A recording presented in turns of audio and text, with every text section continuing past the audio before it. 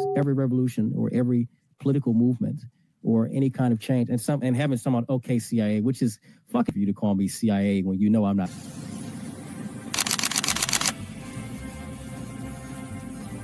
Everything was politicized. It was, oh, this is when we became the left versus the right. But both sides are trash. In COVID,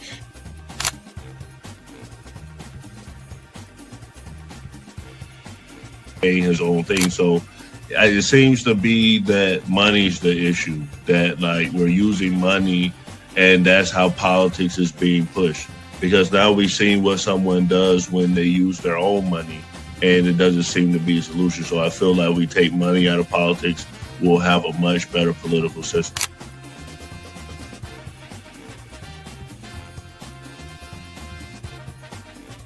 Politician, you think they're gonna come out and tell me the truth? They was lying to my mama. They ain't gonna never tell us.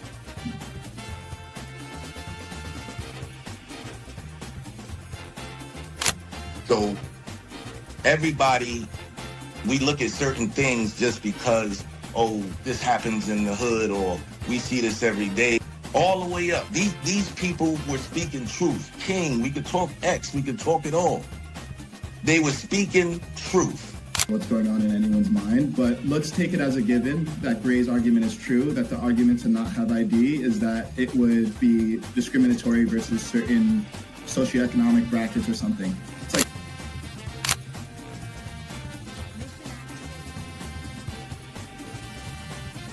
like the world's greatest trial run of what people will do and what people won't do. And we are the only country on the planet that really fought against the government. A lot of it,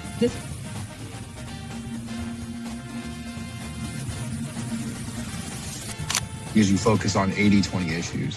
I'm looking at the Epstein issue as we have 80% of the information we need to prosecute these people that actually did anything, but you're focusing on the 20% trying to take down Donald Trump, which you're never going to get. So I'm going to keep sitting here with a smug-ass face on every single day. I'll explain. Good question. I'll give you the answer. The Republican Party constantly talks about transgenders and transgender surgery to minors.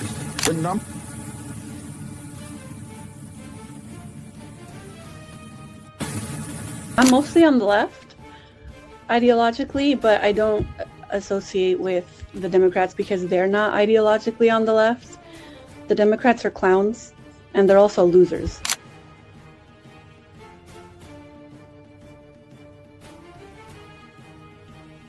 About to be any engaging conversation. It's not about to be any discourse about different political ideologies, what works and what doesn't. If that is the outcome, right? For example, I'm not gonna go and just put myself in the middle of a KKK rally. Verify me, I'm not a fucking Fed. They always do this. I'll say this, right? But they did the same thing to Nick. We've seen the video. They'll call people who are genuine and authentic Feds because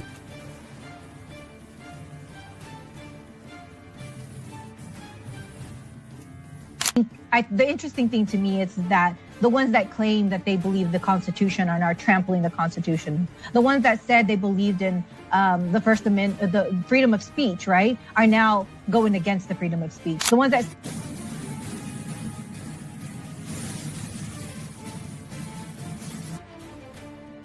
So to see and hear this strong, compelling speech with emotion, I think that's extremely important for young men to see from a leadership perspective. They don't have no plan. They don't ever talk about nothing positive about the Democrat Party. Everything is just anti-Trump. They're not willing to have a conversation. They call us fascists. We willing to have a conversation. Charlie Kirk's willing to have a conversation. The only person in the world who thinks that it's almost comical how bad our intelligence agencies are getting at these psyops when the best they can do is send Jake Lang with a pound of bacon and a Quran down to Muslim town in Dearborn, Michigan to try to start the next race war, okay? Because here's how this operation plays out, right? Whether Jake Lang knows it or he's just what they call a useful idiot and is completely oblivious to what he's actually getting himself into. Maybe he just enjoyed prison so much that he's like, hey, Dear Lord, please give me a sign. Send me to the next place that can get me back into the DC gulag. So why not go down to Dearborn, Michigan, into a 100% Muslim community and take their holiest book. And I'm going to take a pound of bacon, which is basically disavowed in their holy book. And then I'm going to wipe this bacon. I'm going to beat this Quran. I'm going to beat their holy book and totally disrespect their religion in front of an entire community of Muslims. Why? Because they just want to start the next race war, right? Whether Jake Lang knows it or not, if he were to take a bullet for the team right there, nobody would have given a shit. They would have loved it, actually. You want to know why? Because that would have started the next race war. That would have been enough for them to come for your guns. It would have been enough for them to come for Dearborn as a whole and label them all as a giant terrorist organization. So if you're living in Dearborn, the best you can do when you see this shit come to your community, they can't afford to keep it up, right? Maybe our intelligence agency's got a big enough bankroll, they probably could. But if you just ignore these idiots and you just were to let them out there, if nobody from Dearborn actually went out there and even said a word and they just walked around the streets for a couple hours and then they went back home, good. Let them be there. Let them do it. Let them do whatever they want. Smack the crown with bacon, whatever. Don't buy into this goddamn psyop. Disclaimer. The views and opinions expressed on this panel show are those of the individual speakers and do not necessarily reflect the views or positions of this channel, its affiliates, sponsors, or production team. This content is intended for informational and entertainment purposes only. Viewer discretion is advised. We encourage respectful dialogue and critical thinking around the topics discussed. Party. Why I like the new party? Number one, it's a group of people that's on a panel.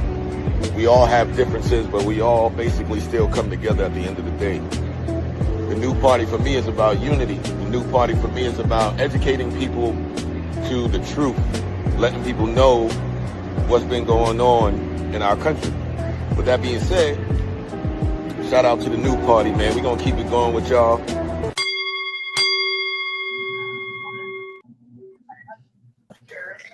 Welcome to the new party. I'm Nora Christine. I'm Gray Mars. Andre Williams. Menzo. And we have two very, very special guests tonight, Andre Williams and Reverend Jordan Wells. How are you guys doing tonight? Welcome, Reverend, and welcome, Andre. How you doing? It's good to be here. Good to be here.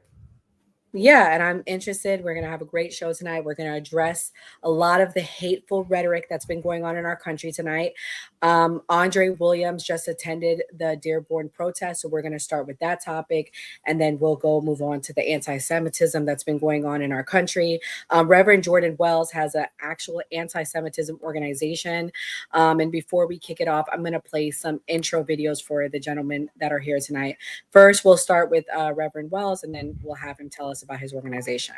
You haters, man, that put $7,000 underneath all your posts when you say anything about the Jews or when you give very good arguments for the Jews, it just shows low brain function. That's what it shows. It shows people that have very low brain function, right? They're not very smart. They don't know how to debate.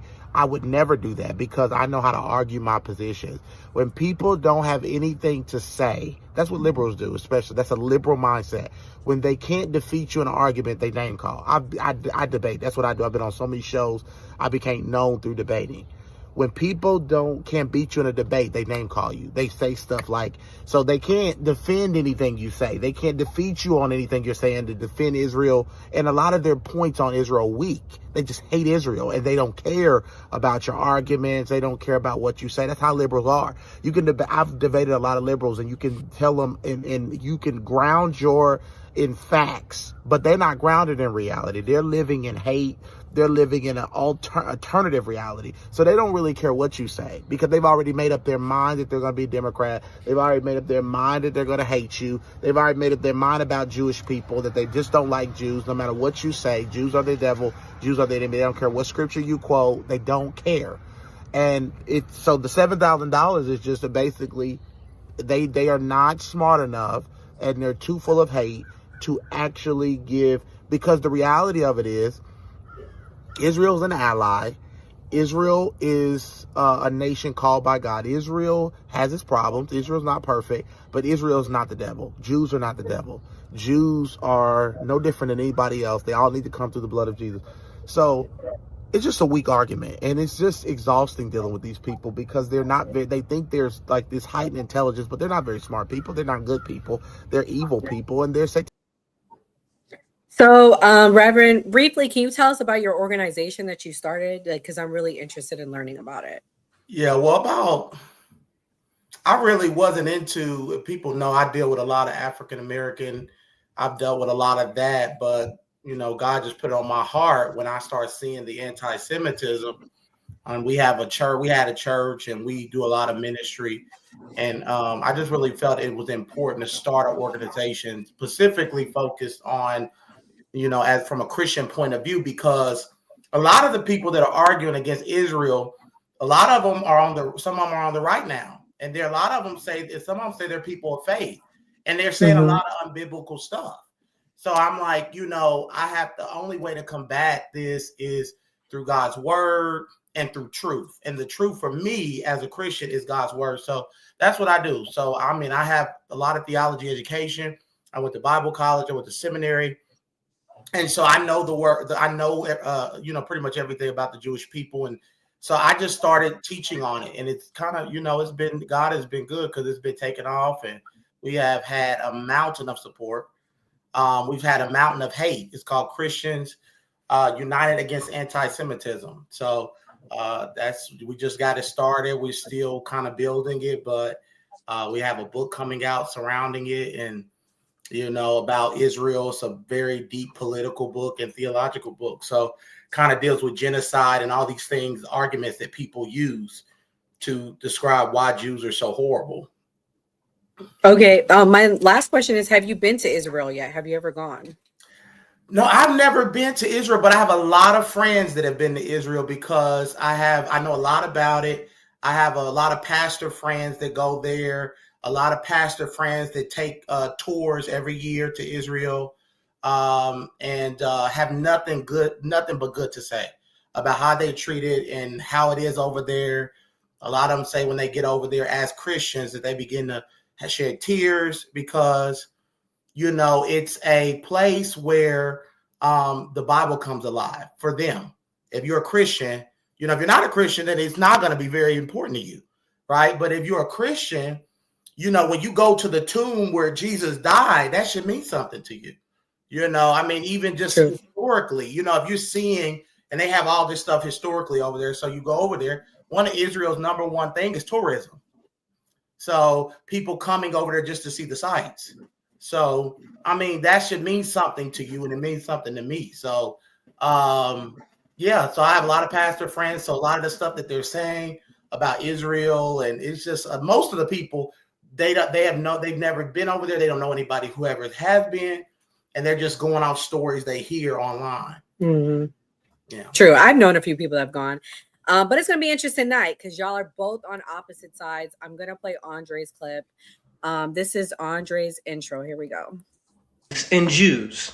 Two people you're not allowed to criticize in this country. If you criticize Jews, you're an anti-Semite. If you criticize blacks, you're called a racist. If you say that Jews need to be held accountable for their actions, they'll say that leads to another Holocaust. If you say that black people need to be held accountable for their actions, they'll say that leads to Jim Crow or slavery. You see the similarities here? Very interesting, isn't it? Jews taught black people how to be professional fucking victims. And this all goes back to the civil rights movement. The NAACP wasn't just founded by black people, but Jews as well. 75% of the funding in the civil rights movement was done by Jews. 50% of the lawyers in the civil rights movement were Jewish. The majority of the people who were closely advising Martin Luther King and wrote his speeches were Jewish. Jews use black people as a weapon against whites. Jews fear black and white people working together. Jews historically have never been loyal to any nation they've been a part of. Now, of course, this isn't every Jew, but it's a majority of Jews. Jews feel that black and white people working together for the betterment of their own existence and the existence of this country that we live in, that's a threat to them. Telling white people that they can have no pride in their race and telling black people that they are a victim forever is beneficial to Jews.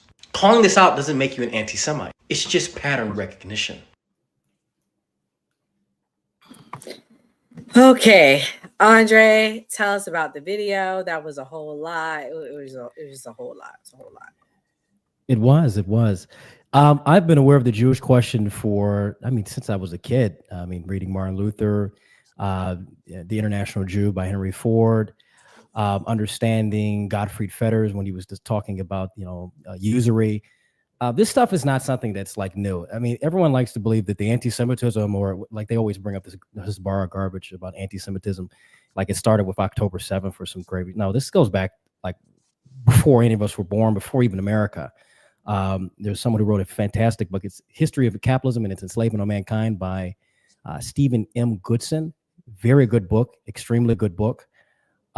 Gives a detailed history of Jewish power and Jewish influence economically. And I just want to say, it's not every Jew. I mean, it's something that a lot of these people think like it's every Jewish person. No, we're really talking about Jews in power throughout history. They've always controlled certain position of power in almost every empire, every prominent nation, especially within the West, especially in Western countries. And it's been a significant issue for a lot of minorities and even the people of those home countries. In the United States, the civil rights movement was extremely, extremely influenced by Jews. The NAACP, founded by Jews, well, co-founded by Jews. Like I said, most of the black organizations, HBCUs, all that was funded by Jews. Jews have historically always used minorities as a way to influence those minorities to go against the establishment, the ruling class, whatever. Because they always go back to their, well, we've got a historical struggle that we've gone through, and you're going through it as well. They always do that. And as I said, it's not every Jew. Every Jew is not a part of this. It's mainly those in power, and it's only a small group of people who's been in power for a very long time. So I made that video because it's important. I criticize the problems within the black community extensively. You can consider me far right. I'm not a leftist. I think a lot of these boring black conservatives, because they're lame and they really don't have an alternative, they always want to jump to you're a leftist or you're a Democrat because their understanding of politics is limited to what they see on Fox News and CNN. They're still living in the 90s. No, this is something that's a critical problem with our country. Our loyalty to Israel has not been to our benefit. The last 40 years in this country, our foreign policy has been guided by Israel, and it's been to our detriment. 9/11, that was for Israel's benefit. They had a hand in doing that. There's tons of evidence supporting that, as well as the Saudis as well. And we have not gained anything from it. Millions of people have been killed, displaced. We're seeing the mass migration into Europe and to Western countries from these Islamic countries because of Israel, because we've bombed and destabilized the country. The reason why Iran and all these terrorist groups say death to America is not because they hate America and they hate our way of life. They hate our allegiance and our support for Israel. Osama bin Laden wrote this extensively, that he doesn't like America. I don't like the fact you guys are here on my land and trying to fight these wars and cause these problems. So this is a critical problem of our time. And I think that the side of America first, America only, the anti-Israel crowd is winning. And hey, give it next 10 to 20 years. I mean, we're going to be in power either way. So either way, we're going to get what we want. No more Israel funding. No, a divorce from Israel is coming. Jordan, I want to get your opinion in here on this argument that was made this week in Dearborn. Okay. I'm going to play the clip of what happened are you familiar what happened in Dearborn, Jordan? Or Reverend Wells, I should say. Okay. So Andre was one of the protesters there, but I want to play a clip to catch you up to speed. This is what happened at the protests.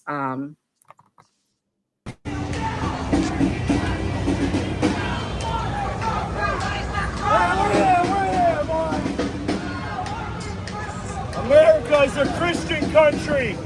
Go back across the sea. Sharia law is not going to ever stand in America.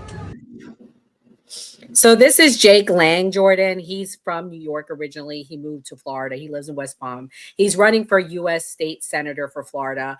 He was also a January 6th protester, and a lot has come out. Enzo, can you catch him up to speed on what you learned about Jake Lang, just so Reverend Wells is caught up? Yeah, for sure. Let me bring it up real quick. So Jake Lang, somebody who was arrested for January 6th. He stole millions of dollars, raised about $10 million. He said he was going to disperse it to a bunch of J6ers, one of them being my good friend, Chris Quaglin. He did give a little bit away for commissary and stuff like that. He never had given anything or donated anything to my buddy Chris, who he was good friends with. He had an organization that he stole the purpose was to give all the proceeds away to J6ers. He stole millions. He kept funneling it into starting up to different startups. Point blank, he tried to raise money for a bunch of J6ers and left them all dry. kicked my buddy off the podcast that they were all on together because he started calling him out for his bullshit. And then there's accusations that he's also a Fed as well. So I bring all that, Reverend Wells, catch you up to speed. What do you think about this whole argument that they're saying about what's going on? What's your opinion on what's going on in Dearborn? Do you agree that that we should be protesting what's happening in Dearborn? Should we be against Muslims coming in this country, taking over towns and that sort of thing? And the other argument to it is, like Andre brings up a valid point regarding Israel, saying that the reason why they're here is because of the wars in the Middle East. What do you think? I don't agree with the reason that they're here is because of Israel.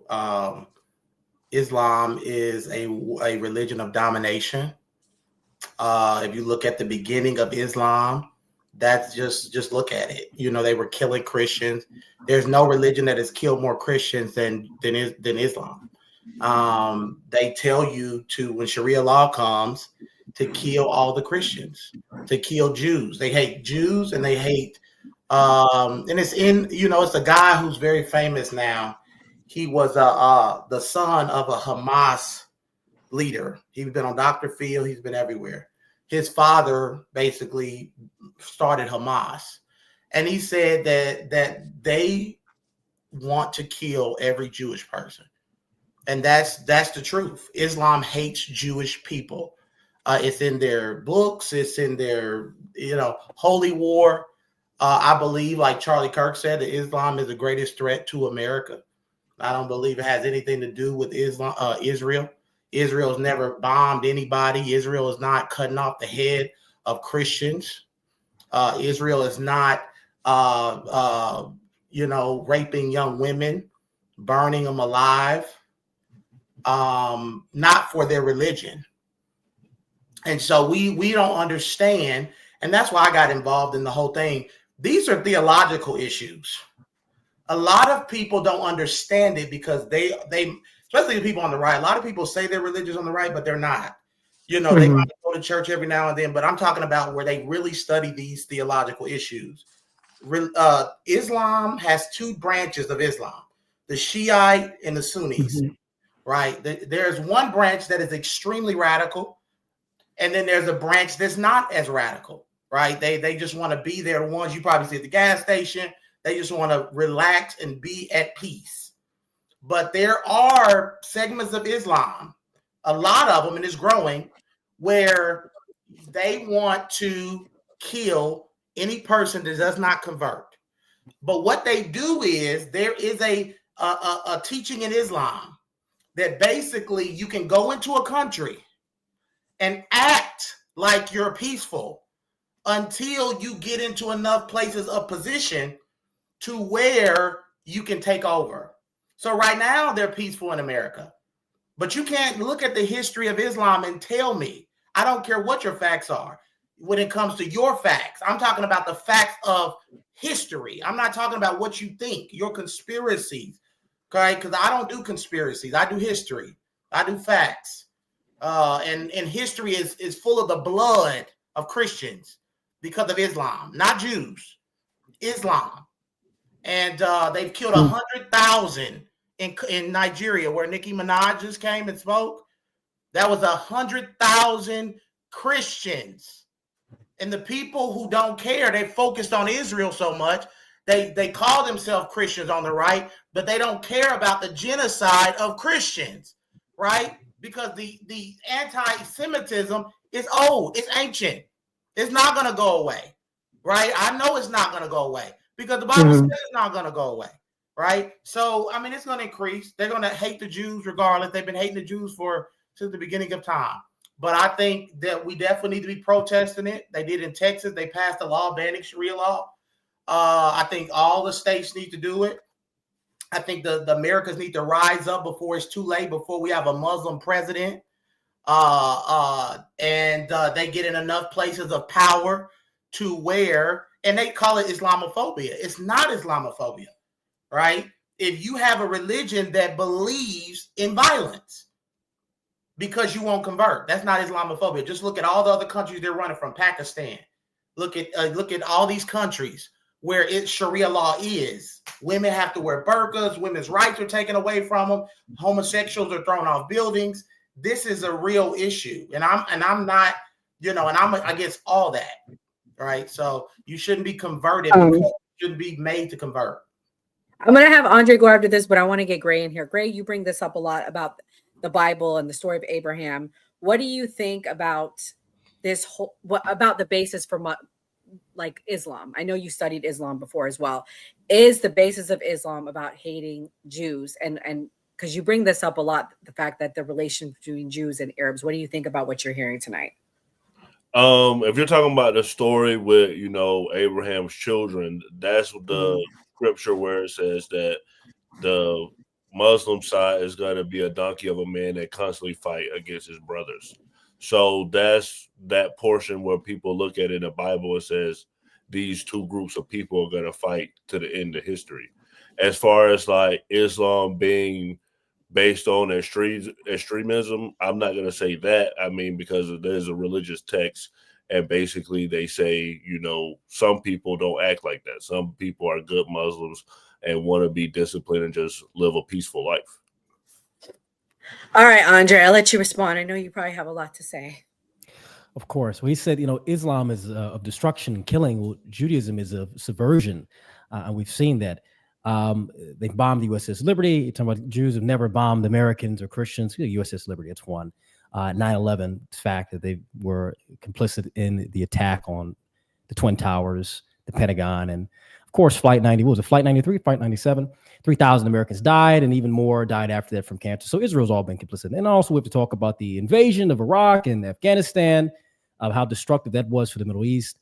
We can look throughout the clean break memo, which has been laid out, and Bibi Netanyahu has signed off on that. All these people throughout the U.S. government who are Zionists and who are Jews, they caused these problems in the United States. The Bolshevik Revolution done by Jews. Soviet Union mainly was formed by Jews. Islam's a problem, no doubt. I mean, I don't think Islam is compatible with Western civilization. There's always been a back and forth between Christians and Islamic countries. I mean, what the fuck were the Crusades about, right? But we always miss the problem with the Jews, because Jews have always, as I've said, blended into society, because phenotypically, if they're Ashkenazi Jews, they blend in with whites.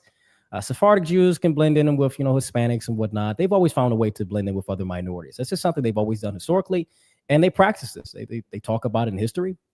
This is not something that is like, oh, these are my facts and your facts are different. Well, this is the truth of the world and how history has progressed throughout its entirety.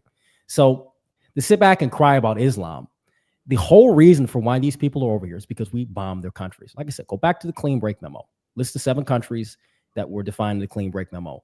The only one that hasn't been destabilized completely is Iran. That's the last one. Every country has been listed. Syria, Iraq, Sudan, Libya, Lebanon, all decimated because of the Jewish state, because of the Zionist state, because of the Zionist powers across the West.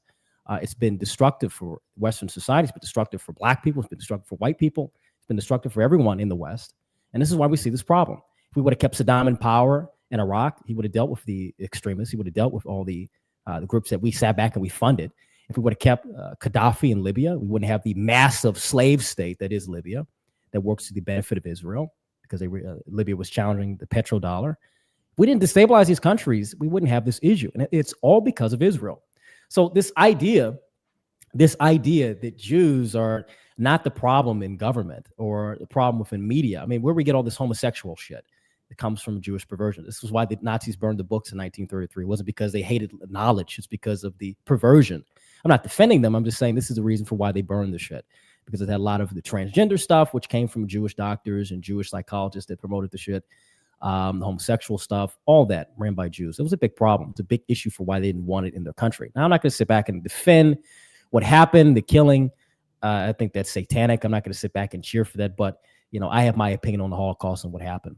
No doubt it happened, but I have my opinion. I'm going to keep it there. But to sit here and to cry about Islam over and over again, like I said, I don't want it in my country. I don't want it in Western civilization. I don't want it in Western cities or towns. We're seeing what's happening across the pond, but the root of it is because of Israel. Anyone who denies that has been living on a rock, or it's this, this black, especially with these black conservatives. They've been doing this shit for months with Brandon Tatum and Tanish Peter and all these, faggoty black conservatives. that really don't have any backbone. They don't know what they're talking about. They've been paid by Israel. Yeah, the $7,000. Yeah, I truly believe in that shit. You guys have been paid $7,000 for this shit. There's no way that you're sitting here. I'm not talking about you. I'm just saying the people adjacent to you. Not you. Man, Jordan, you need to go give them a call. You might need to give them a call, buddy, because you're doing a great job. I would say. I have to cut off right there because go ahead. This is the problem with I think a lot of that is leftist tactics that you're using. I'm not a leftist, buddy. I'm just saying. I'm not saying you're left. I'm saying that's tactics of a left. I don't follow leftist tactics because I think as conservatives, what makes us different is that we believe that people can have difference of opinion, right? Yeah, I'm not a conservative. Your opinion might not be my opinion, but that's okay, right? You have your reasons for why you dislike Israel, and I have my reasons for why I defend them. But just destroying people's reason is saying, well, they're just bought by Israel is leftist tactics, because the reason that I am a supporter of Israel is because I believe my Bible tells me to be. And there are millions of evangelical Christians.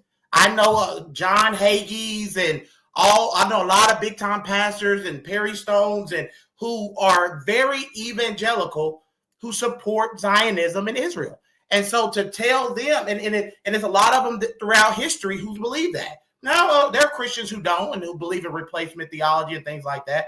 But there's a lot of Christians who are evangelical to support Israel. They have whole coalitions, evangelicals to support Israel, right? And evangelicals helped win the election, right? Trump's election was won 60% evangelical votes, right? So all this is doing is pissing off the evangelicals, right? And a lot of them aren't going to come out and vote, right? Because they see. Reverend, I have a question. Yeah. This is the argument for what a lot of people say. And I am in the middle on this. I am not a Zionist, but I understand your position. I'm a Christian first. I'm actually also half Moroccan. I don't know if I shared that with you. And I'm a descendant of Muhammad. So I choose to be a Christian. I choose to be a Christian because I've had personal experiences with Jesus Christ. So I could be a Muslim, and I have family members that are Muslim, but I choose Jesus. But anyways, Heaven brings up a good point. In Islam, they believe that Jesus was a prophet of God. Jews don't believe in God. What do you say to that? Because this is an argument of a lot of people that are against Judaism and using the theology and ideas that you say. Well, first of all, people have to understand the gospel, right? The gospel of Jesus Christ is that the Jews rejected Jesus Christ, but the gospel was originally for the Jew first. Romans talks about that. The gospel was for the Jew first. The early church was Jewish. Paul, all the apostles were Jewish. So all the Jews did not reject Jesus. A lot of Jews accepted Jesus during the early church, right? A lot of them. Peter was the leader of the Jewish church. Paul was the leader of the Gentile church, right? So this notion that all Jews rejected Jesus is not true, right? And there are millions of Messianic Jews today. But first of all, the Old Testament is the book they used. The early church used the New Testament for most of the time up until like the 4th century, because the New Testament was not compiled until about the it wasn't compiled for hundreds of years. Those letters that we read of Paul epistles and all that was not compiled. So they only were using the Judaism Bible, right? And Jesus talked about that and quoted those verses. So this notion that people have to understand, Jesus was a Jew, right? I keep telling people that you cannot have a Christianity that disconnects from Israel. You can try, you can do it all you want to, but it's not biblical Christianity, because the whole Bible was written by Jews. I mean, the entire Bible. I mean, except for Luke, who was a New Testament physician, all the apostles were Jewish. Jesus went to the synagogue. Jesus did all the feasts. He observed them while he was on earth, right? So then why do they not accept Jesus as their Lord and Savior? Well, the Bible says blindness came upon the Jews, but one day that all Israel will be saved. And so there's a lot of Christians that believe there's coming a time, because the Bible prophesied to predict that as the times of the Gentiles are fulfilled, right, that there'll be a time where a certain amount of Gentiles, which we are Gentiles, get saved. Once our heart becomes cold to the gospel, God's going to begin to turn his heart toward Israel and start saving mass amount of Jews. which is a lot of Jews getting saved. A lot of Jews giving their life to Jesus. There's a guy, if you don't know who he is, Sid Roth. He has a big ministry, and he has a ministry, churches in Israel. Millions of Jews are getting saved. I donate to his ministry. Millions are giving their life to Christ because of his ministry. Sid Roth, he's a Messianic Jew who has a big ministry in Israel. So they are giving their life to Jesus at record numbers, but people using the argument that Jesus is done with the Jews because they reject him or they don't know the Lord is the same way. Well, we don't know the Lord. A lot of us reject Jesus, right? A lot of Gentiles reject Jesus, right? I mean, there's a lot of atheists in this country. There's a lot of agnostics in this country. God is love, right? And he loves everybody. He loves Jews. He loves Gentiles. You can have your opinion on Israel, right? As a Christian, I'm not saying you have to be a rock hard, fighter for Zionism. I'm saying as a Christian, you should love, right? That there should not be hate in your heart for anybody. I don't have any hate for my brother right here. I don't have any hate for anybody. I love gay people. I love everybody, right? Because God says the first commandment is loving God first and loving your neighbor as yourself. So that to me is everything. So I don't have Jew hatred. I don't have spew, whites, blacks, whoever you are. I just have love. So I think it's hate. I think it's anti. I think what makes it anti-Semitism is when you say the Jews are behind everything, right? I think that is the root because that's exactly what Hitler said, right? It's Nazism. It's revived Nazism. That's all it is. The Jews, this is the lie, this is the excuse they use for the Holocaust, right? They said that because of Germany, what happened in Germany, the poverty, it was the Jews' fault, like he just said, and they start blaming the Jews. So then they start passing laws, start taking Jews' guns, they start removing them from their jobs, right? Because they had to get rid of the Jewish problem, right? And then that's when he came up with the final solution. That's when he came up with the final solution, and that's when he killed all. And I don't think it's funny because a lot of Jews were killed and thrown in ovens, and I think it's very satanic. Reverend, can I ask you a question? How many cookies does it take to how many? I think it's demonic. How many ovens do you need? All I know is there are a lot of Jews alive right now that are survivors. I wasn't laughing at what you were saying, Reverend. It's the chat. I'm sorry. I wasn't laughing. That's funny. I was laughing at the chat anyone too. watches this replay, it was the chat. It threw me off. I'm the chat sorry, is I was laughing at the chat too. It's very important. Yeah, I'm sorry. I'm passionate about this because there's a lot of people saying "Hail Hitler," and they call themselves because it's a joke, dude. This is the problem we good. have with this is the joke. It's funny, it's edgy, it's hilarious because people are so sensitive, and we're waking up to an understanding that when we look at what happened in Germany during the First War, a lot of the financiers, a lot of the bankers, a lot of the people who were making the munitions, who owned the factories, they were siding with the Allies, with the Entente. They were double-sided. They were not working in the interests of Germany. And this has pissed off a lot of the German soldiers. Hitler was a German soldier, the corporal both on the Western Front and the Eastern Front. He was pissed off about that. He was pissed off that the people who were supposed to be German and serving the German nation did not do it. So the whole reason was to make Germany greater than what it's ever been, to restore that honor within Germany.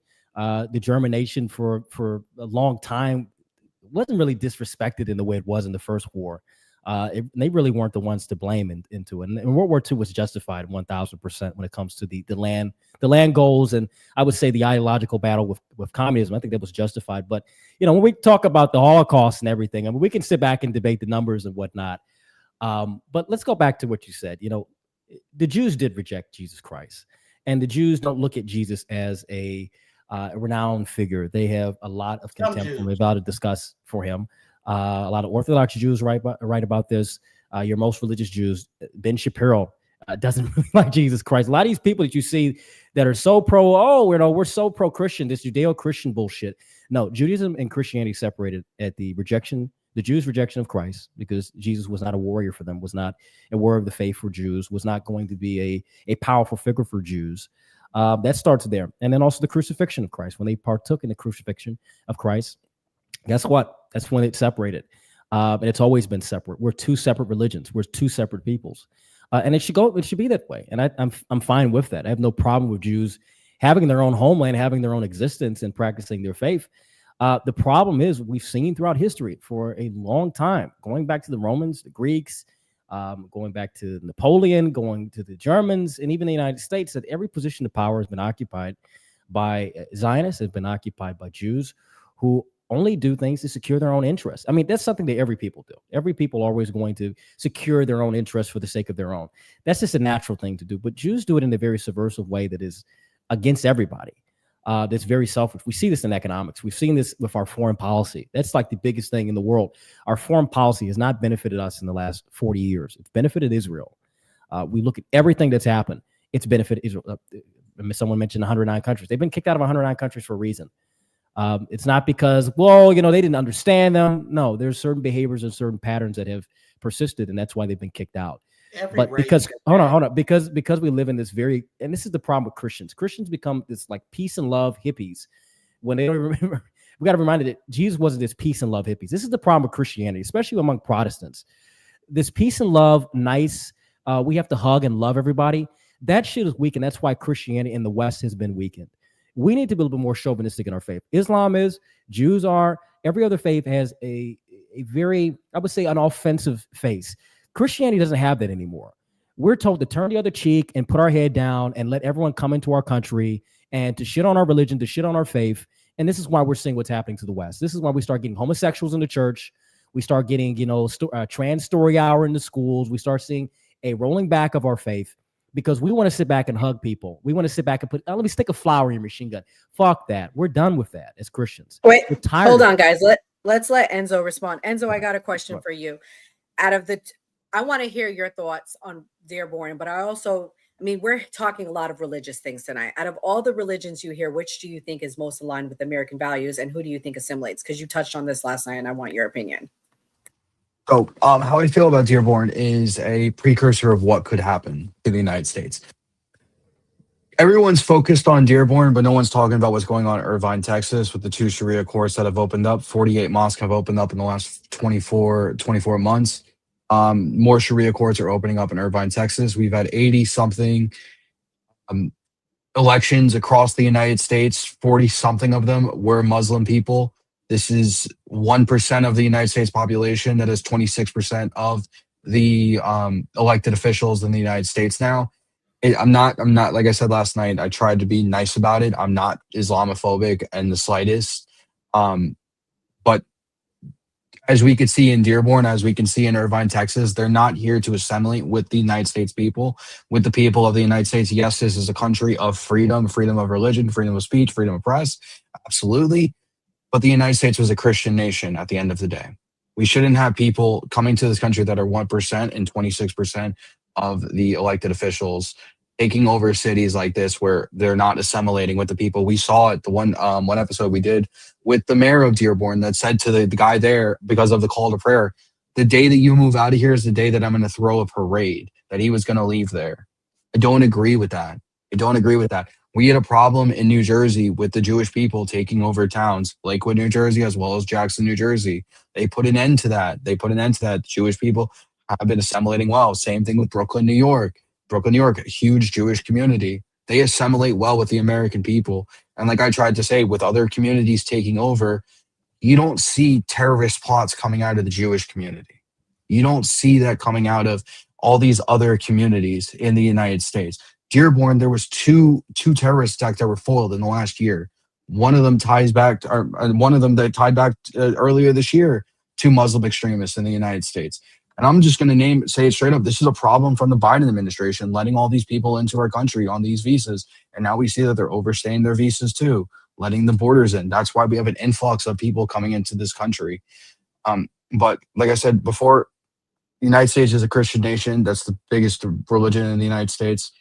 I'm not saying everybody in the United States should be Christian, but if you want to come to the country, just assimilate with the people here, not come here to take over. Yeah, and I mean, this goes into the next issue that we were going to touch on tonight, guys, and that's why I invited you, Reverend Wells. Pretty much, people are upset because of something Trump said, and does Trump and MAGA have a Nick Fuentes problem? We saw the Islamophobia, or we saw that in Dearborn, which I understand the reasonings behind it. But now let's switch gears. I'm going to play this clip from President Trump. Reverend Wells, and then I'll get your opinion. Reverend Wells, President Trump pretty much was like, look, I don't see a problem with platforming Nick Fuentes. Let's hear what he had to say. I also recently had a friendly interview with anti-Semite Nick Fuentes. Tucker Carlson. What role do you think Tucker Carlson should play in the Republican Party and the conservative movement going forward? Well, I found him to be good. I mean, he said good things about me over the years. I think he's good. We've had some good interviews. I did an interview with him. We had 300 million hits. You know that. Look, I can't tell him. Should he be? Will you let me finish my statement? You are the worst. You're with Bloomberg, right? You are the worst. I don't know why they even have you. We've had some great interviews with Tucker Carlson, but you can't tell him who to interview. I mean, if he wants to interview Nick Fuentes, I don't know much about him, but if he wants to do it, get the word out. Let him, people have to decide. Ultimately, people have to decide. So, Reverend Wells, you initially went by Black MAGA Pastor, and you've recently changed your name. Can you explain to everyone why you made that decision, and where you think the MAGA movement and the Republican movement is going at this point? Well, I got into politics because of my religious belief. I've never been a political person. I was a Democrat. I was not interested. I very much love ministry and being in the church. In 2016, because of Donald Trump and because I felt like our nation was going down a dark path, I became a Republican, but I got in politics, right? Because I was very impacted by Bonhoeffer and just that story. And so I just wanted to be a voice for God in that realm. So I became a part of the MAGA movement. And I've been supportive of Trump since the beginning. And I'm still supportive. I love President Trump. I think without him, this country would be in a very worse way than it is right now. But I removed the name because after Charlie Kirk died, which I think was the worst thing that could have happened to the conservative movement, because he was the voice. I tell people he was the heart, he was the conscience of the movement. Like he was the Christian light bearer that really kept all the gatekeeper. He was a gatekeeper. He kept all the trash away from the heart of the movement. And they took out the right one, right? And so that's why we see all this fracturing in the movement, because these were always there. But Charlie did a very good way of, for instance, like Nick Fuentes wasn't a problem because Charlie hated Nick Fuentes, And Nick Fuentes took advantage of the fact that Charlie Kirk's gone. He's trying to fill the void of that youth, those white youth who are looking for a voice, right? And Charlie was that voice. Well, now he's gone. And so now Nick Fuentes is trying to step into that. Well, so there's a division in MAGA right now, and I don't believe, and I have more support than I do attack. So it's not most of MAGA. It's not even, it's probably 10, 15%. But there are people within MAGA that are very racist. Right. And they're very and I tell people racism and anti-Semitism are the same spear, different sides. The same people who say hate to things of the Jews are the people who call me the N-word. I've been called more N-words than I ever knew possible. Right. I've been told go back to Africa, and I ain't never lived in Africa. I've been there once. My people helped build this country, and I have to remind them that, right? Our people have built this country. So and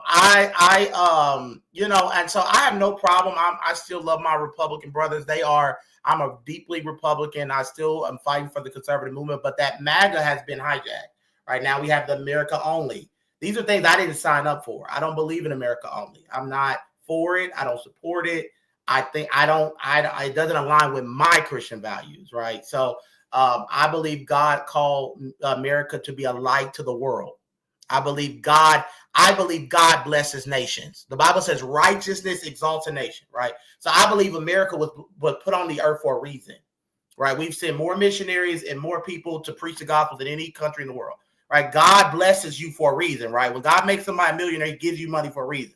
I believe that. That's a part of my faith. I'm not saying everybody shares that belief, right? Mm-hmm. But that's my belief. So I believe there's a reason. Now, I'm not saying I'm just in disagreement with America giving all this foreign money, and I'm in a disagreement with that. But I do believe in America, how it has helped the world.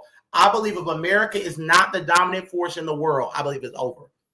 So do you think we should give money to all countries or in particular Israel? I just want to understand. I actually wrote in my book, I think Israel needs to become independent of the United States.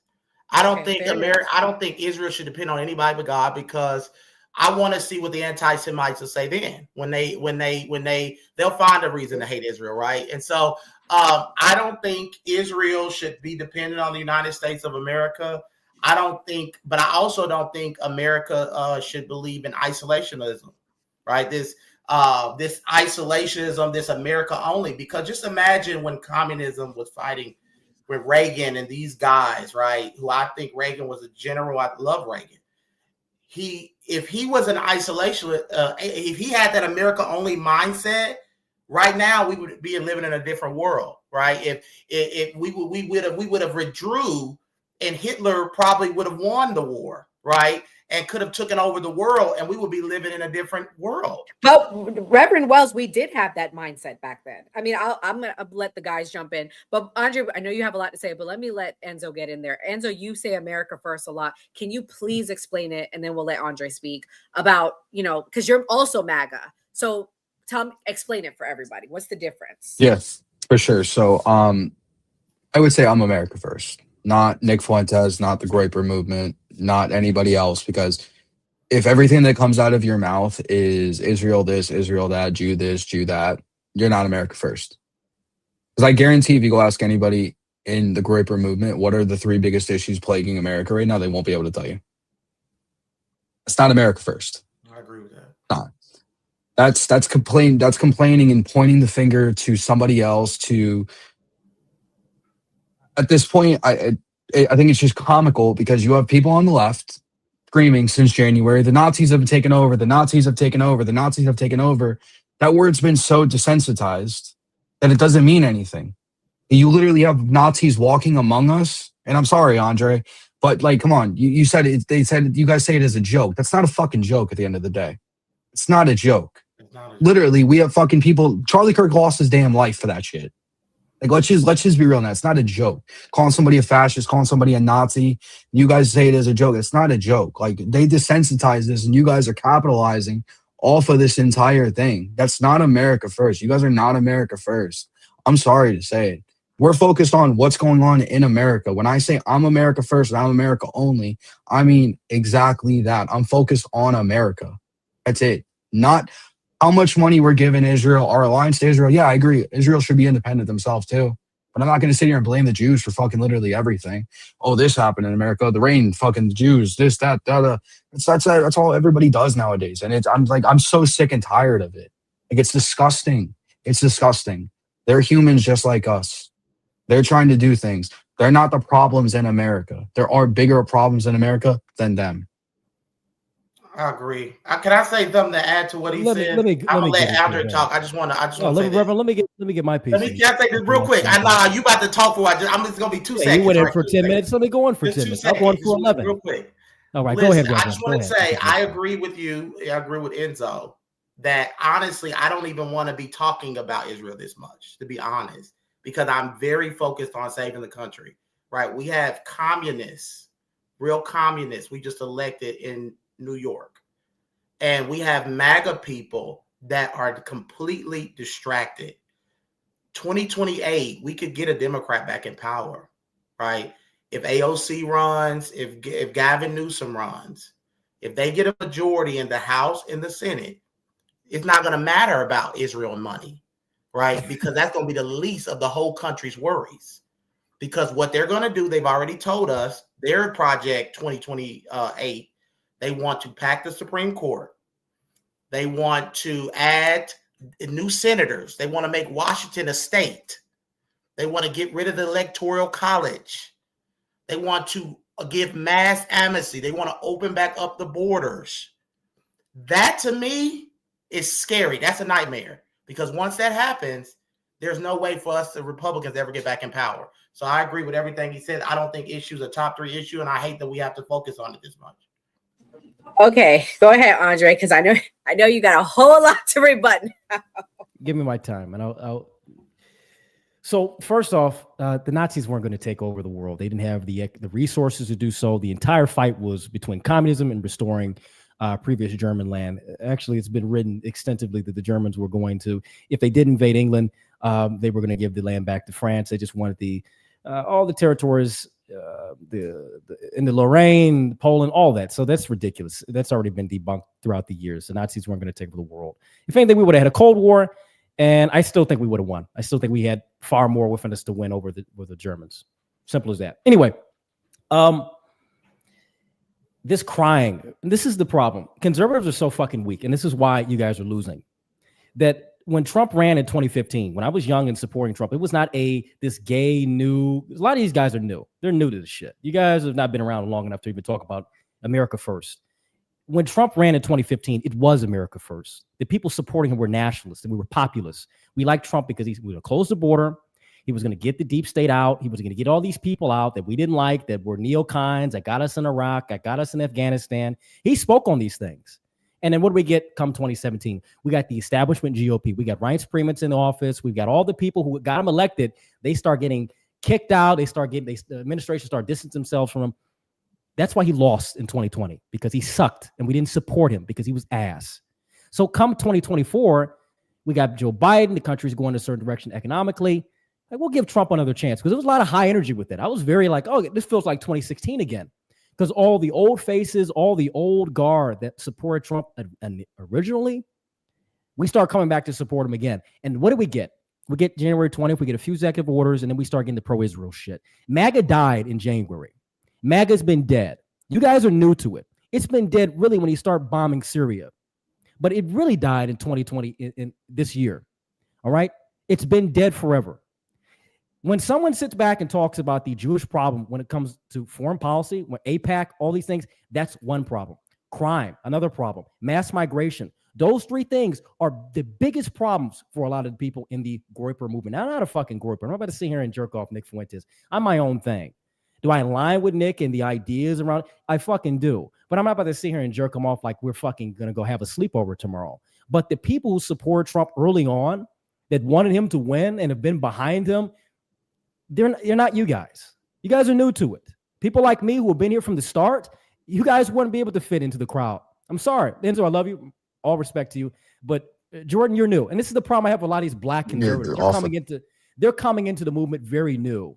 Because, they got bullied as black liberals and they felt comfortable being with the black conservatives and black Republicans. And guess what? Being a black conservative means nothing. Black conservatism has been killed by you people. You've killed it. Branham Tatum, all these people have killed it with your boring politics. They've been kissing Israel's ass and kissing the ass of the Jews more than talking about black issues or talking about America first. You want to talk, I don't want to hear about the Jews. Well, guess what? You guys have been talking about it for weeks with your Hezbollah content, with your Hezbollah propaganda all over. We're tired of it. We don't want Israel to be influenced in our politics. We don't want to go fight another war we don't want to go fight another war against Iran for Israel. We don't want our money going there. We don't want to see every politician taking AIPAC money and telling us that we have to support Israel because the Bible says so. And guess what? The Bible's not talking about that Israel. We don't want to see that anymore.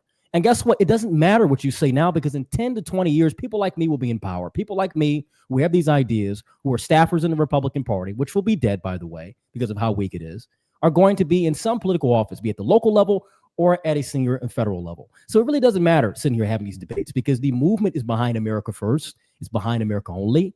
We're nationalists. We want the betterment of our country economically. We're going to protect our interests, because guess what? For the last 40 years, economically, both the Democrat and Republican parties have been selling us out.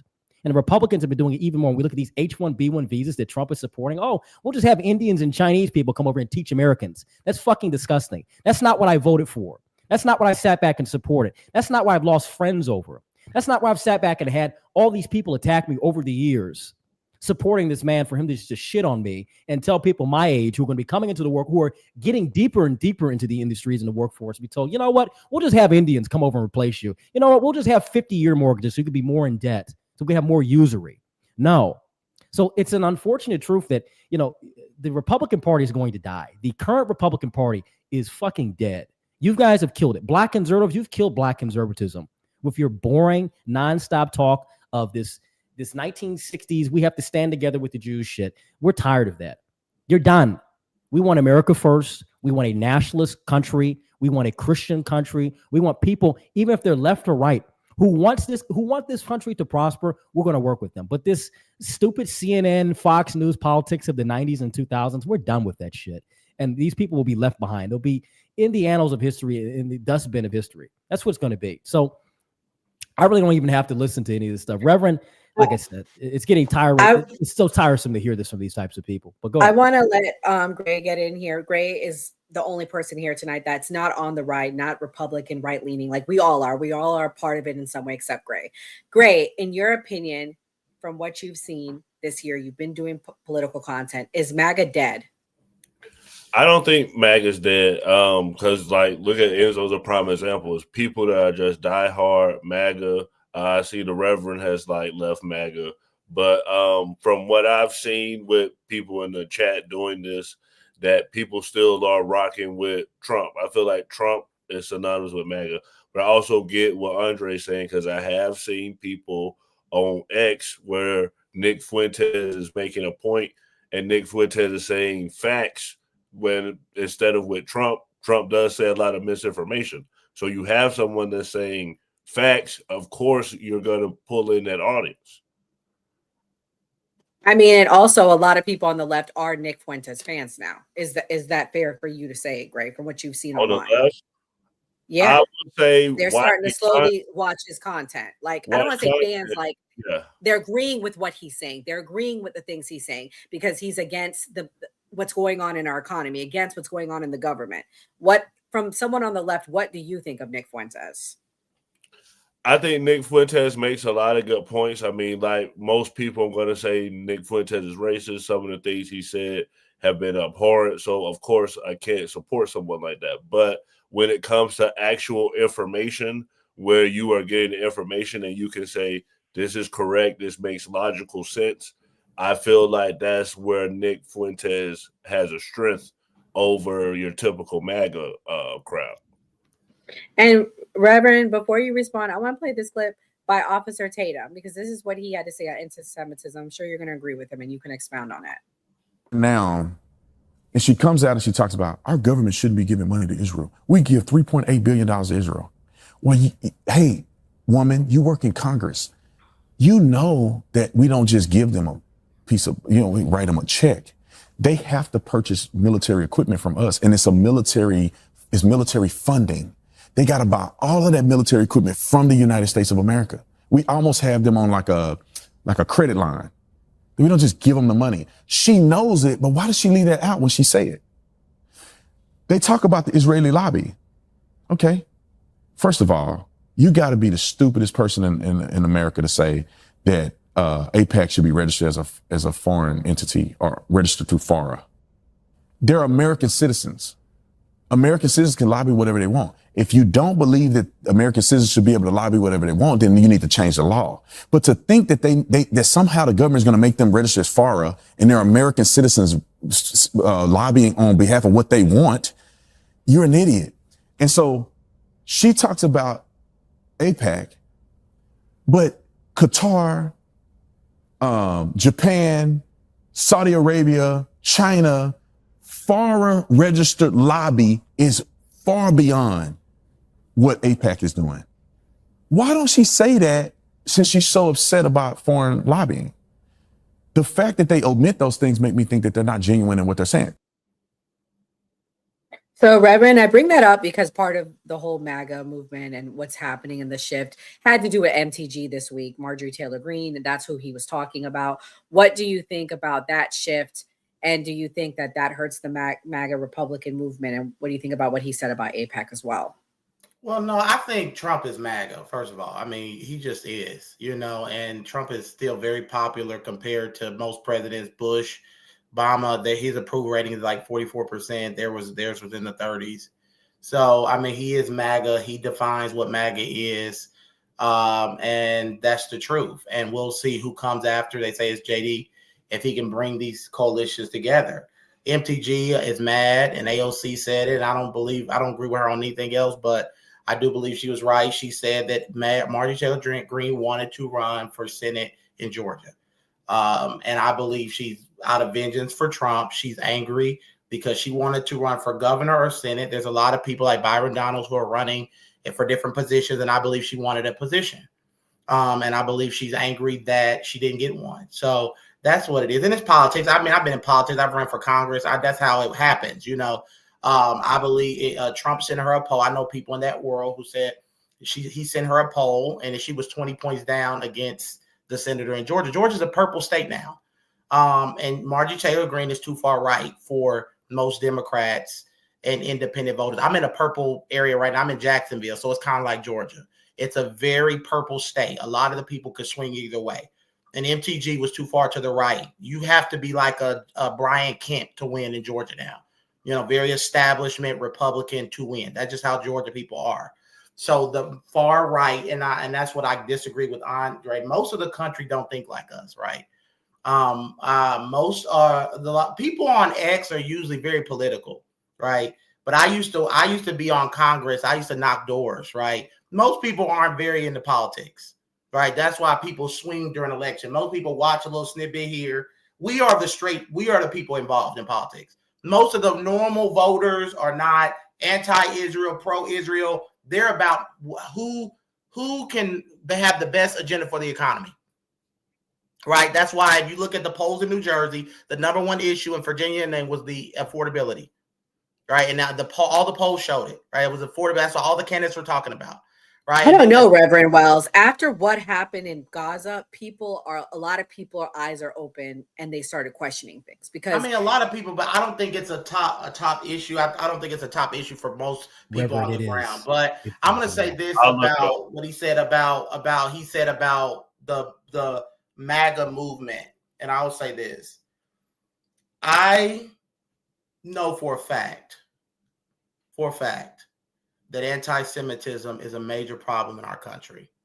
Right. And I'm not anti-Semitic. It's anti-Semitism. I believe Andre's anti-Semitic. I believe he's very Hold on. Define anti-Semitism. I believe anti-Semitism is an over-fixation on Jews where you blame the Jews for everything. And there's this standard for Jews that's different from the world. For instance, we'll say there's a genocide in Gaza, right? That's the argument. They're committing genocide. How many genocides have America committed? How many genocides have we committed? How many people have we killed? How many countries have we destabilized? Didn't we almost wipe out the Indians? Didn't we enslave black people for hundreds and hundreds of years, rape their women, Kunta Kinte, and all the people that we destroyed? So America's not perfect, and this is the problem with people not understanding grace. Reverend, right? We don't live in the 1830s. This isn't 18, it doesn't matter. 25. I'm just making a point. It does matter. I'm making a point about anti-Semitism. But it's not anti-Semitic to criticize Israel. Most of the people I have seen that say the same things he's saying are the same people saying "Hail Hitler" or "Go back to the oven." Yeah, because it's a joke. It's fucking funny. You can't tell me that's not anti-Semitic. You know what? This is the funny thing. I'm the person who grew up on Call of Duty, just saying like funny shit, calling people hard, doing all that shit. I don't know if you played like. Have you ever watched the movie Boy in the Striped Pajamas? I watched that movie. I don't think there's anything funny about the Holocaust. I watched that movie and I had tears down my face. Right. I don't think anything is funny about kids being thrown in the ovens. Okay. I don't think that's funny about people being turned into lamps. They made. How do you feel about how about you feel about the genocide in Gaza being committed by Israel and how we? That's a good question. Hold on. We always hear about the Holocaust. This is something that they've always, and they even try to use October 7th. This is just like the Holocaust. When these people in the Middle East have been getting genocided for decades now. And now we're only speaking up because, it's a political topic. This has been going on for a very long time. But now we want to sit back and cry about it. And the moment you call this out, you're called an anti-Semite. And it's the same thing what they do when you call out black people, like I've been doing for a year. You get called a racist or you get called self-hating. Give me a fucking break with this shit. They want to call us lefties and say that we're on the left. This is what I'm saying with this red team, blue team politics. These people have no understanding of politics beyond, what they see on the television. No, calling out Jewish power in our government, the influence, the laws that they pass when it comes to anti-Semitism, this garbage. It's only criticizing Israel. What they've done to TikTok, what they've done with all these social media platforms, the moment you mention Israel, because I'm very happy to see this now. 10 years ago, when I was in high school reading Jews about, are being attacked 10 on years college ago, 10 years campuses. ago, when I was Jews reading are being about Christians are being attacked. attacked around the world. What are you Jews talking about? on college Christians universities, are being they were attacked in blocking Europe. Jews What are from you going talking into about? campus. Okay, In New Christians are York, being they attacked just constantly. were Christians are chanting being attacked. go back. They were chanting Holocaust, Hail Hitler, right Okay, in funny. front of a Funny. Jewish You know synagogue. what Jews in Israel do? They make fun of killing Palestinians. They make fun. Yes, You're it does matter because these justifying are the people. evil. These are the people. Hold on. What you're doing, Reverend, you're justifying evil. These people. I'm is not wrong, justifying regardless evil. if it's a Jew, Evil is a subjective, black my friend. person. Go read some Nietzsche or something. Evil is subjective. Can I'm we not just into. say Don't get into this moral evil? faggotry. Can we just say saying Hail Hitler is wrong? Don't get into the moral homosexuality. I don't know if that's the way you float, but that's like, no, we're not about to do that. You know, we talk about Reverend good and Wells, evil. I'll say this: saying "Hail Hitler" is wrong. I'll denounce it. But how can you defend what happened in Gaza? That's my question. What I will say about Gaza is this, right? I don't agree, just like I didn't agree in 9/11, right? I believe that a person can disagree with Benjamin Netanyahu. And I just wrote in my book, there are people in Israel who don't like Benjamin Netanyahu, right? There are people protesting him right now and want him out of office, right? And he probably won't win re-election because a lot of the people in Israel aren't happy about it, right? So he probably won't win re-election and he's going to be in a lot of trouble, probably, right? I don't agree with his handling of the war. I think he did not do a very good job. I think they won the visual effect of it. I think that I don't agree with it, right? But at the same time, Hamas attacked Israel, right? Why did they attack Israel first, and they always attack Israel first. Why have they attacked Israel? Because they hate Jews. And you want to know why they hate Israel? Admit that there are people in the world that hate. Reverend, stop. It's like he's justifying people hating Jews. No, we're going to explain the history. It's like an abusive relationship. Reverend, you slap me if I do because I something, did something. this is what I'm talking about. Reverend, the But reason for why let you talk, but you're not letting me talk. Reverend, you're chimping out. That's the problem. But you're not letting me talk. I let you say your things. Now let me make my point and stop. I want to make my point. You're not even coming from an informed perspective. Okay, but I'm making my point, and it is informed. But that's what I'm talking about. What I say, you say leftist stuff because when I come on here, we respect. We all respect each other's opinions. That's how I've been on this show about 5 times. Every person that I'm on here with, we usually respect. You're not giving him respect, and you're not giving me respect. I'm trying to explain it. You make gay implications, which is very disrespectful. And the only reason I'm still on here is because of those two. Because I respect him and I respect her. Because I don't call people out of their name. That's not how I roll. I do. Because we have to learn. We have to understand that this is political warfare.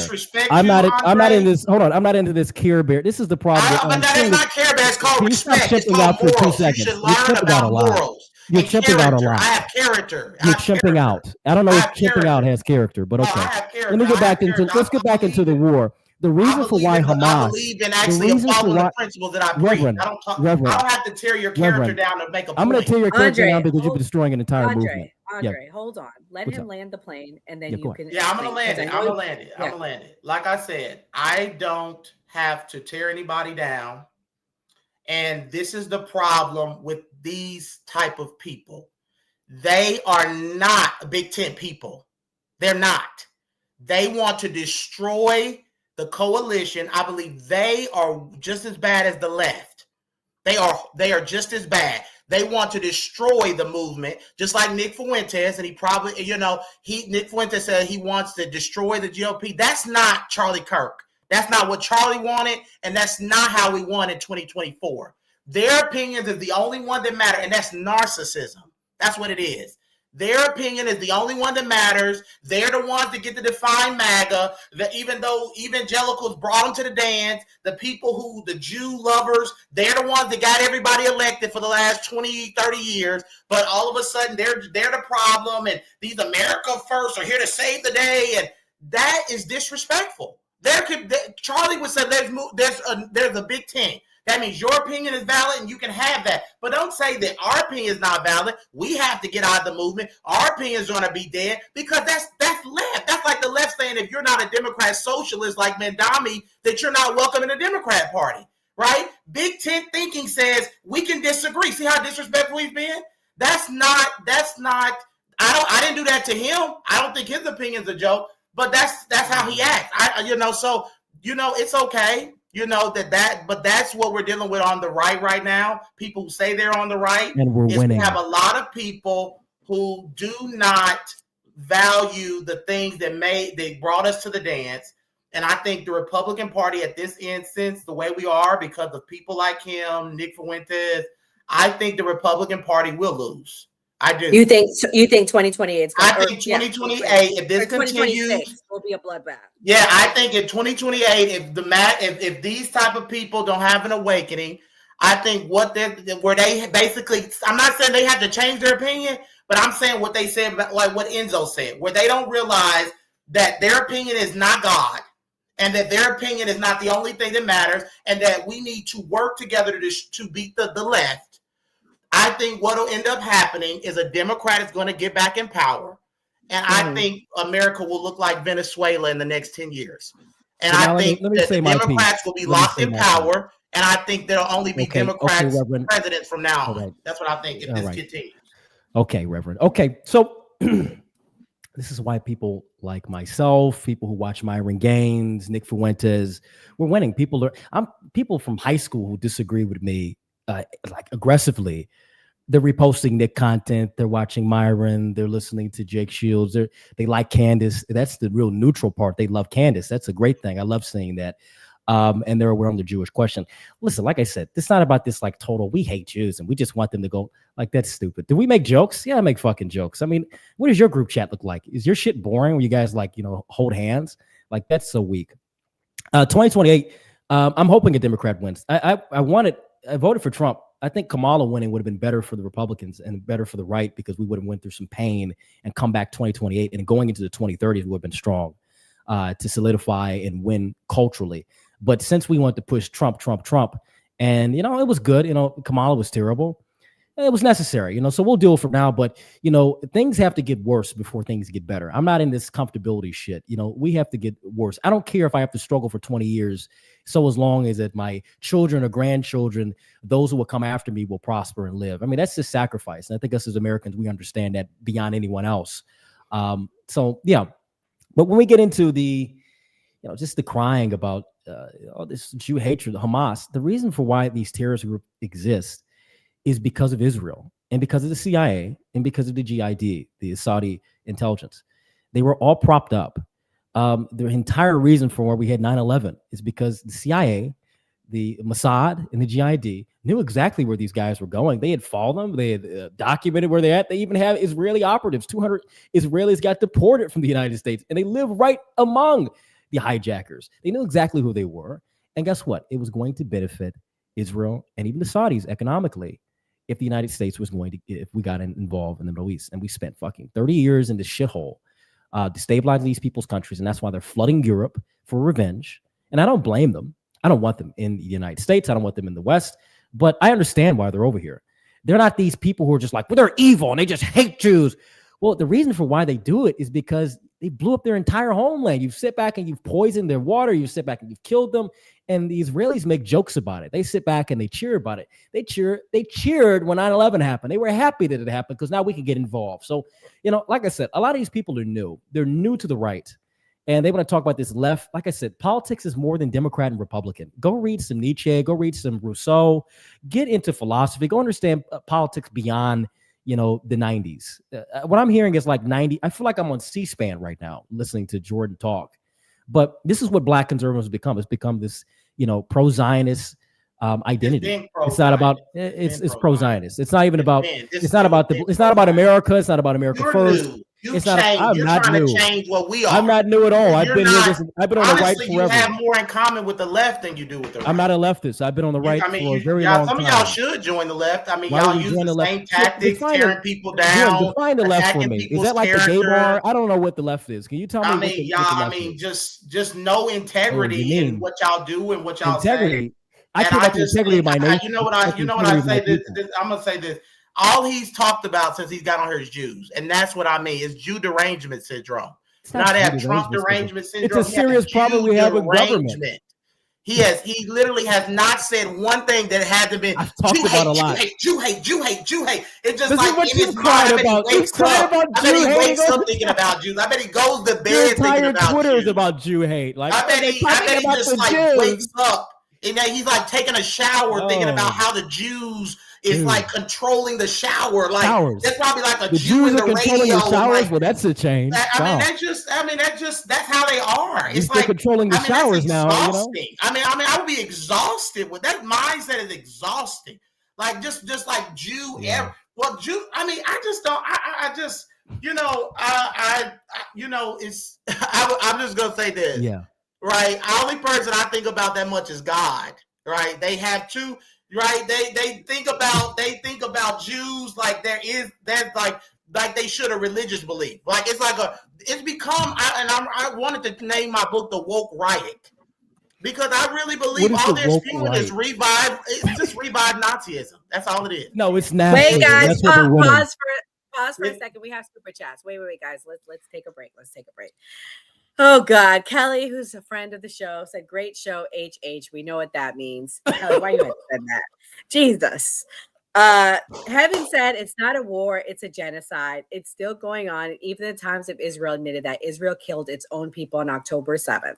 Based. And Heaven also said Zionists are those who say that are Jews but are not of the synagogue of Satan, Revelations 2.9, Reverend, what do you think about that scripture? Because a lot of people bring that up. There's a field in the theology school. If you go to theology school like I did, right? Mm-hmm. There's a field called exegesis of the scripture. You can't just take one verse of the Bible and try to take it out, right? Because that's the same thing they did during slavery, right? There were people that taught slaves that they were inferior, like Nick Fuentes, who said plenty of times that black people are inferior to the white people and all that type of stuff. So I don't know any black person. He says low IQ things. Yeah, like I mean, I don't know any black person. I mean, at the end of the day, I might criticize the black community, but it's from love, right? Like I legitimately love the black community. Too. And some black conservatives. Can I ask you a question of something about something you said that really bothered me?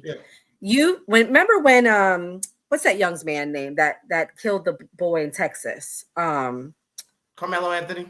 Carmelo Anthony. When you talked about him needing the death penalty, what's the difference between that and some of the things that those people say? Because like the black community was really hurt and upset when you said that. Well, because I believe in justice, right? And I believe even in the Bible to have the death penalty. I believe if you kill somebody, actually in the Bible is an eye for an eye before the New Testament came. The penalty in the Old Testament was if you killed somebody, you die, right? So I believe in that type of justice. I believe that if you kill somebody, then you should. I believe the person who killed Charlie Kirk should get the death penalty. I believe in the death penalty. I believe it's biblical, and I can argue that from a biblical point of view. So I don't have a problem with Carmelo Anthony, right? But I think killing him in cold blood, I think that person will never get their life back, right? And I think what that father did, turning Tyler in, was a great thing. So when I criticize black people, I do have disagreements with Andre on the black community. I do, but I'm not. My heart is for the black community to rise. Right. I want to see the black community rise. I want to see them grow. I want to see them wake up. And I don't think this woke riot is helping black people, right? I know a lot of black people have reached out to me and said they're not going to become Republican because of what they're seeing on X. I know a very big independent. She was about to become a Republican, right? And she saw the Nazi stuff and she saw like the racism and she was like, I think I'll just be independent, because it turns people off. And if Nick Fuentes and people like him are the face of our country, we're going to lose the middle. But Reverend Nick Fuentes says he's not a Republican.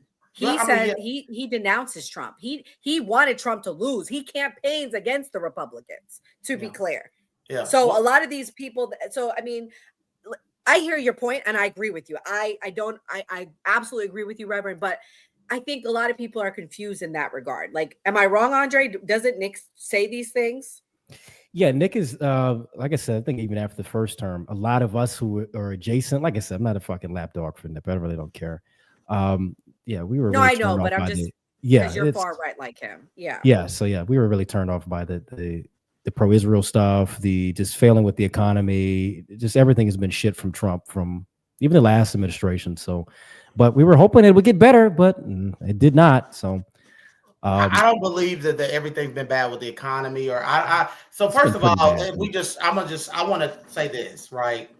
Trump has done more in the time he's been here a year than any president we've seen, right? So so first of all, we can go with his executive orders on wokeism, getting biological men out of women's sports. A lot of his executive orders, he only can do so much because he has the filibuster right there. He's been trying to get it removed, but his executive orders on securing the border, he closed the border. These people say they're against immigration. He's got more people out than any president since. 2 million people already. Millions have 2 million out of how many people are already here?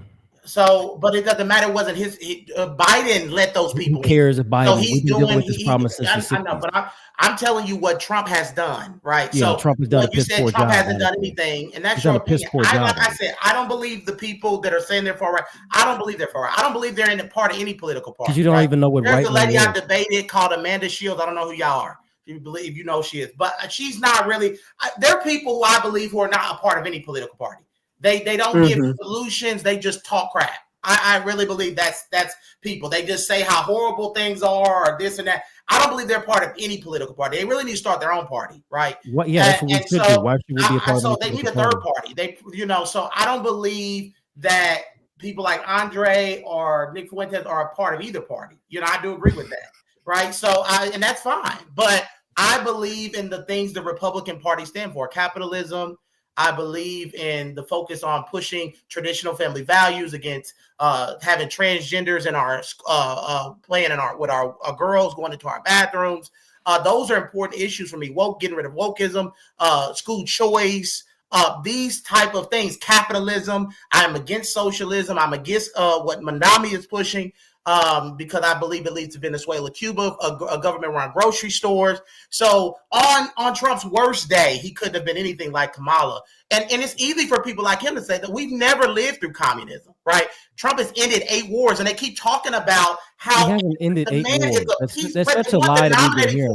We haven't ended 8 wars. Like nothing he can do can help these people. We haven't ended 8 wars. The reality of it is they're one-issue voters. Nobody's one-issue voters. Like I said, this is the new right. These people are so new. Trump, they just want Trump to be done with Israel. Right over here. They don't have. That's the one issue they have. Is Israel.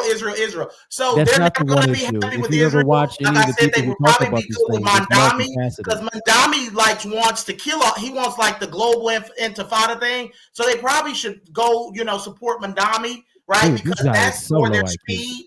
I don't even know what, besides deportation, I don't know what they believe is actually right.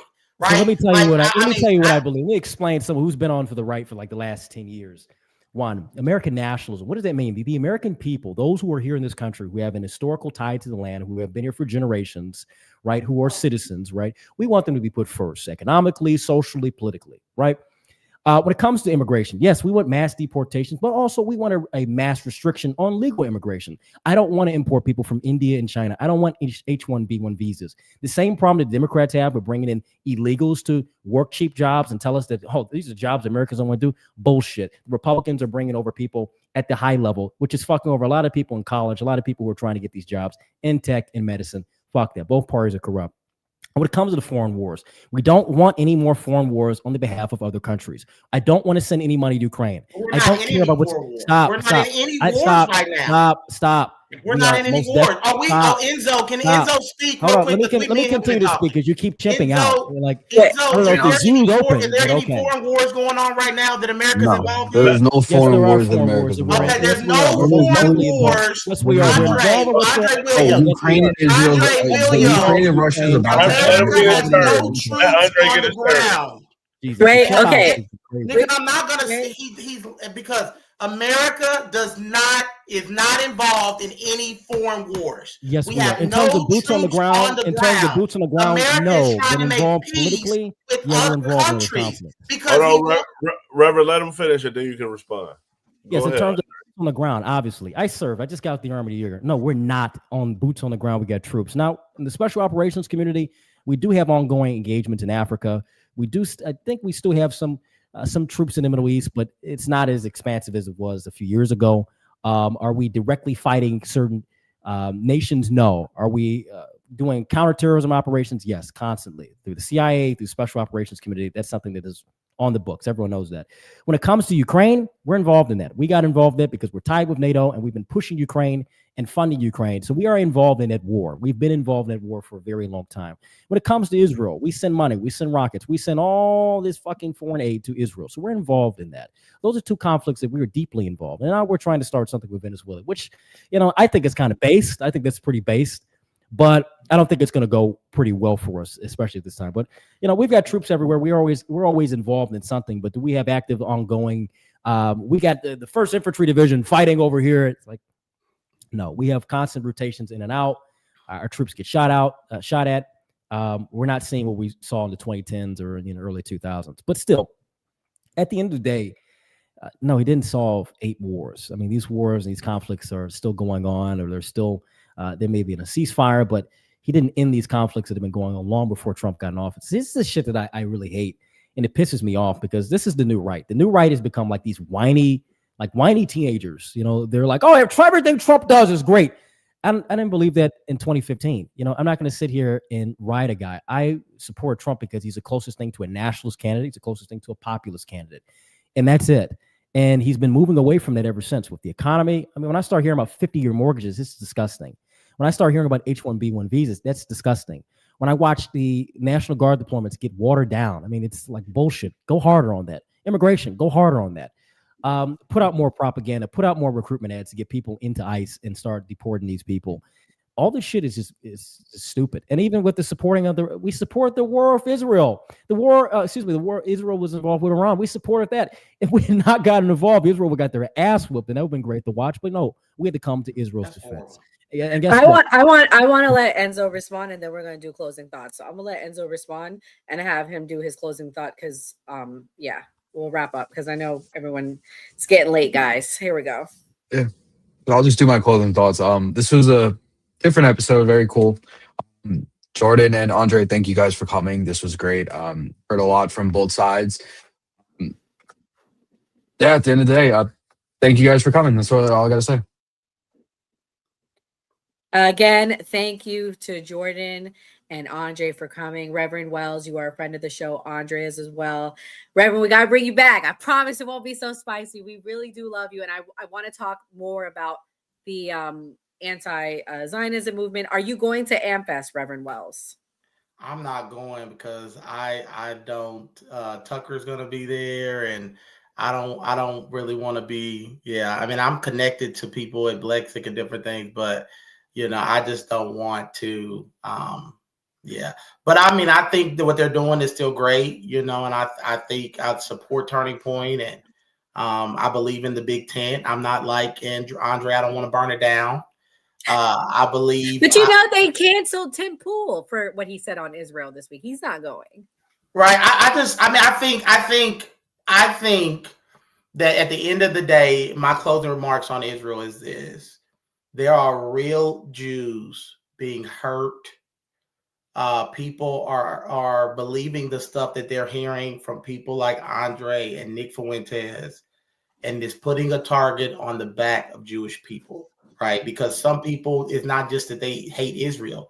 I get the comments all day. Jews are evil. It is not good because honestly, it's just not. And I hate when people try to bring Christ into it. It's not Christian. I don't care what you say. So if you want to say it's your personal opinion, but as a person that has given his life to the Bible, has studied it read it front to back, there's nothing that aligns with that anti-Semitism and hate that go along with the word of God. God is a God of love. He loves all people, and he loves Jews, and we all are evil in the eyes of God. And we all need to repent, right? All of us could be anything, right? So I don't believe in singling Jews out. I don't believe that Jews are the root of all evil. I believe we wrestle not against flesh and blood. So I just believe that a lot of these arguments that we're making, people have just had to set their minds on, and I'm going to continue to fight because I don't believe Andre has to have my opinion. You know, I really don't. I mean, I don't think you can have your opinion. My problem with people like Andre is that they don't value my opinion. And that's the problem I have, because I value his opinion, you know, and I want him to be a part of our tent, just not try to tear it down. Don't focus as much time don't focus all your attention on tearing down the right. The only force is trying to fight against the left, because I believe the left is worse than the right. Right? If you can't say mutilating children and the things that they believe in is bad, we should be able to join together, like Charlie said, against that. But so that's my closing thoughts on that. And I just thank you guys for letting me come on, and I appreciate it. Well, Reverend Wells, you spoke to a lot of Andre's people tonight who have the mindset, and Andre, you spoke to people that have Reverend Wells' mindset. So it's important to have this conversation. So I appreciate you guys for coming. Andre, what's your closing thoughts? You're muted, Andre.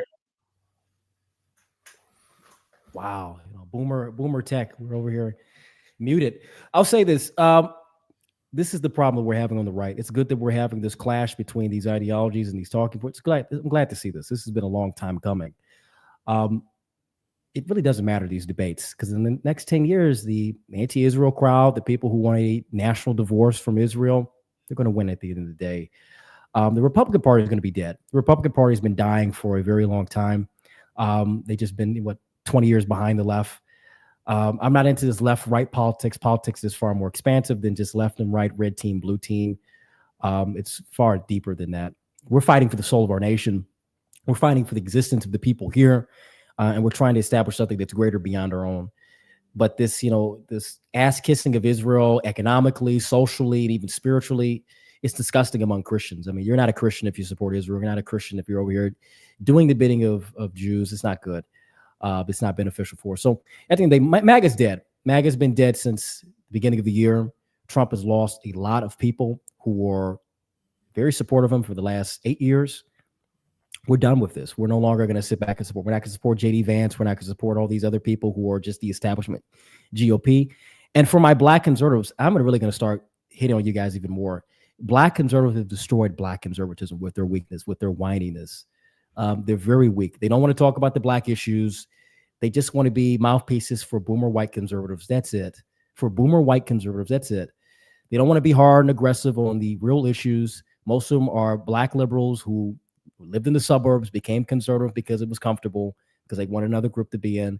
They're not serious about politics. They have no understanding of politics. They're very new. So they should sit back and listen to people who've been in this for a very long time. And I'm going to do even more and more of shitting on these people. Blexit, the TPUSA, we're going to shit on all over that, because they've ruined it. They've killed it. They don't present a strong alternative for black people, nor people who are patriotic about this country, who are black. They don't present a sound alternative. And we need to do that in this in our community. So, Jordan, you'll see more of me. You're going to see more of me on your Twitter, and you're going to have a lot of my followers. I'm sorry. I feel bad. I feel bad for you, buddy. I love you. My arguments are pretty strong, so I'm not worried about the followers. They're not at all, but okay. Oh man, thank you guys for coming. I'm gonna let Gray close out. Gray, can you say the super chat that came in? The super chat. You are of your father, the devil, John 8:44.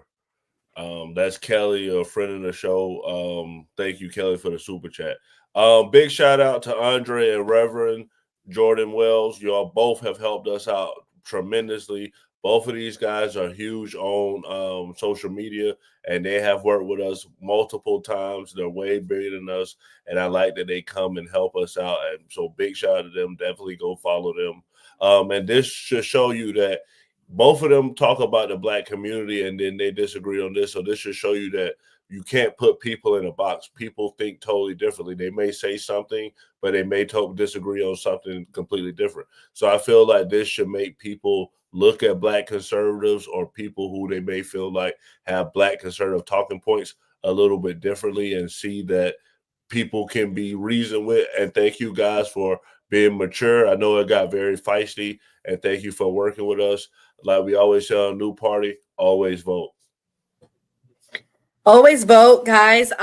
Again, big thank you to Reverend Jordan Wells. Reverend Wells believed in us when we were much smaller. Reverend, we broke 100,000 views a couple nights. So thank you for supporting us when we were like nothing. And like I'm like, Reverend, you want to come on? He's like, sure. He's always worked with us. And Andre as well. Andre, whether you agree with him or not, he is going to be a big face in the Black conservative movement, well, the Black right-wing movement. And I think Reverend Wells is important as well, because Reverend Wells represents another side of Zionism, and we need to have all voices at the table. I believe we need voices that are anti-Israel and pro-Israel at the table, because again, I'm going to say a scripture, and that's Matthew 19:26. Anything is possible with God. We are going to get our country back. We are going to have a country that's united again, and we are going to have a country that puts America first, whatever that looks like. America first could mean you're helping other countries as well. I think all voices are important, though. God bless. Good night. And also, we will be having a best of show next week, Wednesday and Thursday, so please check it out. And happy Thanksgiving to everyone. God